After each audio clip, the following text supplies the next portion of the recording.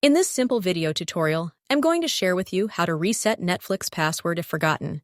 Now, if you don't remember your Netflix account password, simply head to Safari. It can be any other browser. On Netflix.com, tap on Sign In. You want to click on Forgot Password.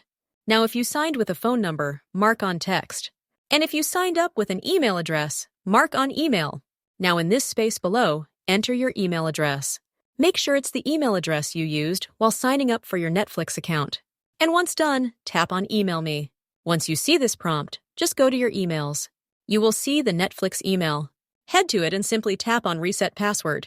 You will directly head to this page where you need to first enter a new password, and then proceed by re-entering that exact password. Once done, tap on Save. Your password will get changed successfully. Well, that's how easy it is to reset Netflix password.